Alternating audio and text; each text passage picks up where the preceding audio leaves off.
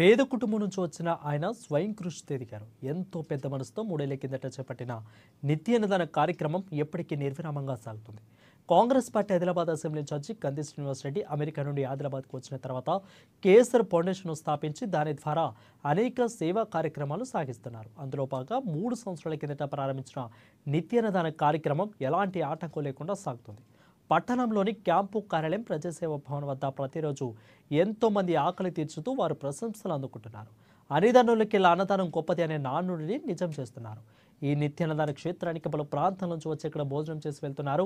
మంచి ఆలోచనతో ఎలాంటి కార్యక్రమం నిర్వహించడం అభినందనీయమని కేఎస్ఆర్కు నిండు మనసుతో ప్రజలు అభినందనలు తెలియజేస్తున్నారు.